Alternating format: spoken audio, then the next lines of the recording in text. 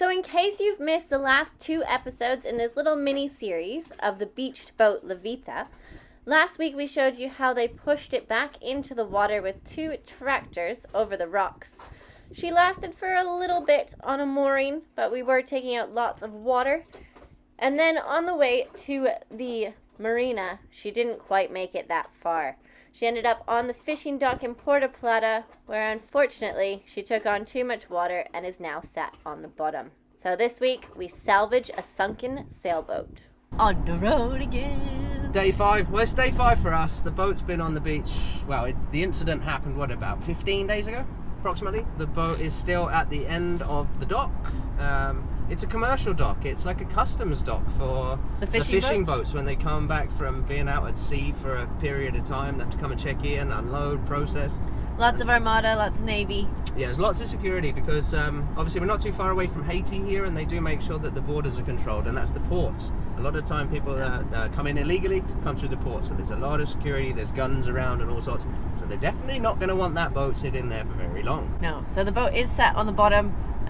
It's about 10 feet of water deep. Our friend's pump is still on board, the manual water pump, so we need to get that back. The plan is to pull the boat up. There's a professional company involved now because of where it is. It needs to be removed, and it needs to be removed quickly. So there is a professional company. It's going to cost a good few bucks, but these guys definitely seem to know what they're talking about. Very good in English. They've got all the right equipment, and they're talking all the right language. As in boat language, salvage language. These guys, they know their stuff. Alrighty, so we're down here at the port this morning. You can probably see in the background somewhere there should be a little mast sticking up. The boat's still as it was as we left it yesterday afternoon. We're just doing some negotiations with a proper salvage company to try and lift this vessel today, pump out the water, and then put it on a strip of land just around the corner here. So with float bags, get it around there and then crane it out the water so the under the water line and possibly the sides can be repaired so the vessel can then be put back in the water. All right, little bit of movement. The lawyers are preparing the paperwork and stuff just with the contract at the moment, but our contractor here, he's got divers and equipment already turning up.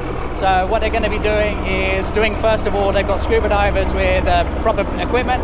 They're going to be going inside the vessel, outside the vessel to do an initial inspection so that the crane operators and stuff know where the bad weak points are. These guys are professional, they're doing it properly. So just going to have a look what they're doing while we wait on the paperwork.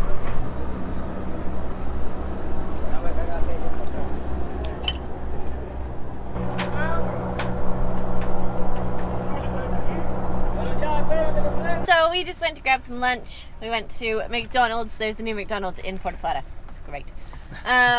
Anyway, so we just found out that they are going to go ahead and they're going to lift the boat out. They're going to use a crane, try and take the mast off, and they're going to put it, there is actually a yard space available here. Yeah, it is. So a deal's been done with the contracts. They've negotiated a price. We weren't here when that happened, but we just got the message back. The owner's gone to the bank to get some cash. So hopefully very, very shortly, should be a lot of action going on around here. And keep our fingers crossed that everything goes well. And my fingers haven't been uncrossed for about a week. And nothing's gone right yet. Yeah, so maybe uncrossed. But yeah, we'll keep you posted. Tu solución. Hey, la sonrisa tuya. Alrighty, so no more mucking around. The big boys' toys are in town. As I said, these guys are professional. They know what they're talking about. And as soon as the paperwork's signed, look here, we've even got the proper equipment. Wish these guys were part of the picture from day one.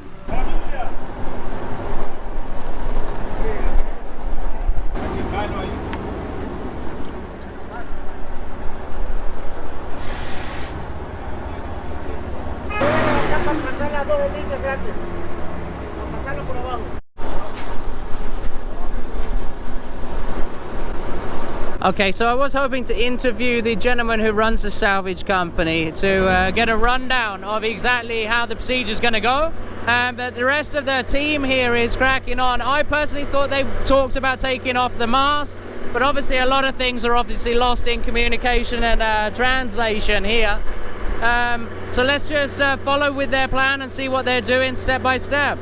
Maybe they actually have enough height with this unit. This crane looks like it's got another 3 sections that can go out. So So maybe they can do it without taking the mast off.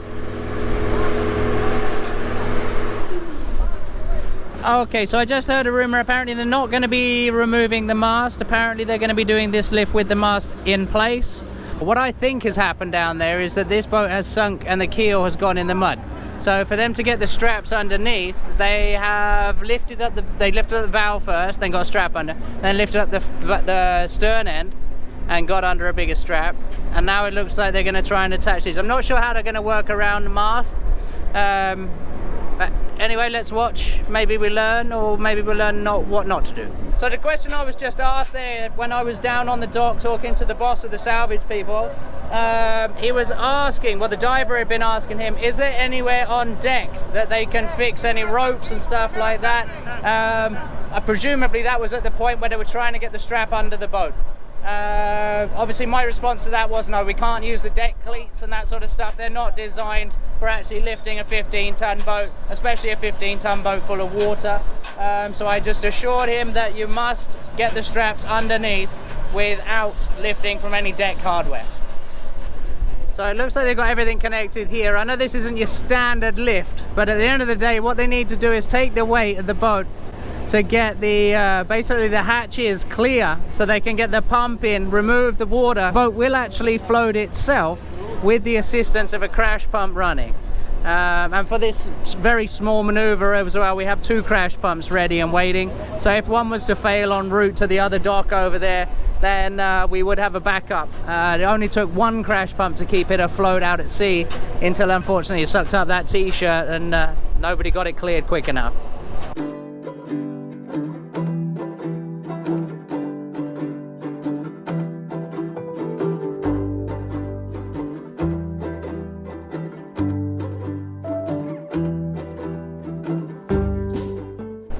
Hey Conrad, there comes your pump.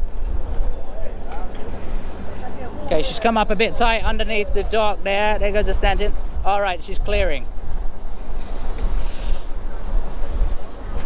So lift attempt number 2. They've repositioned a couple of bits and they moved the boat slightly further out from the pier.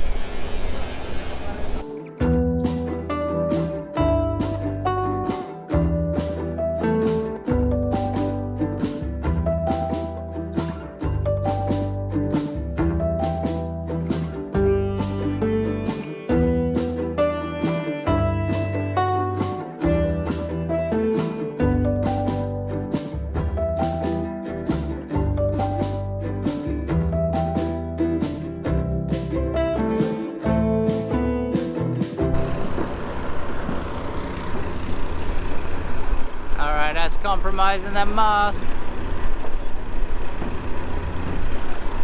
Not a lot that can be done right now, but that's the rear stay. Let's just hope that doesn't give way.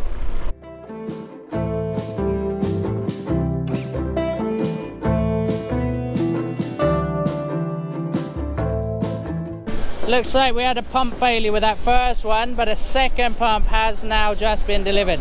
There was talk of there being 2 here at the same time, so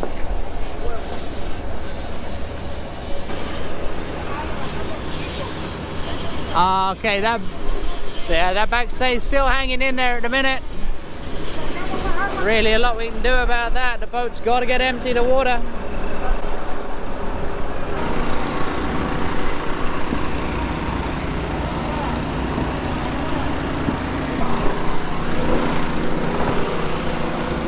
Hola, señor. Gracias. Muy bien. Ahí va, poquito.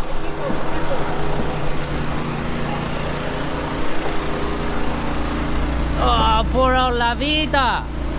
You are full of water.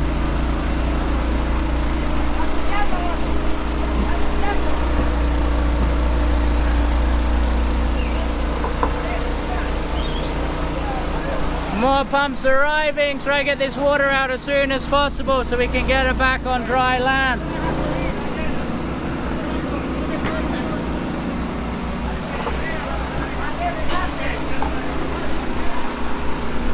So it's really a shame that nobody emptied this boat before they tried to move it. Well, with all the trash and the sails and all the rubbish.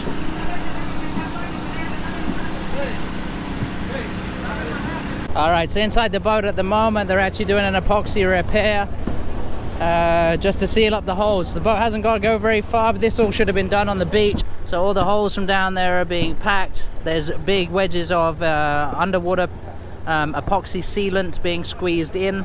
So this boat will now float to get to dry dock.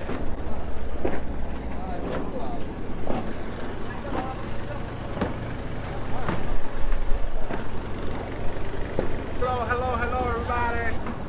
Hey man, Sorry. you need to clean your kitchen. Sorry. It's very dirty.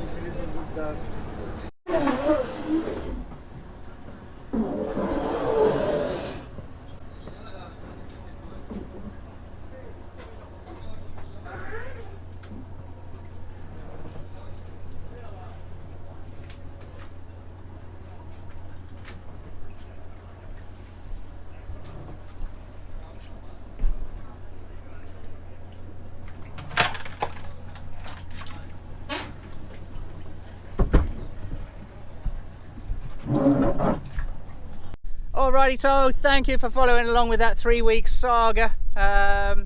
Little live update now. So the boat itself is still floating under its own power, if you will, own buoyancy, due to the epoxy that was put in there.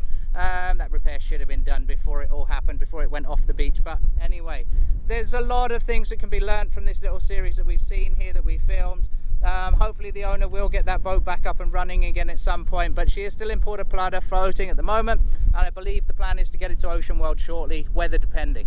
So we're going to leave you there and make sure that you stick with us. If you haven't subscribed, subscribe. We've got lots of more good content coming up. So see you next week.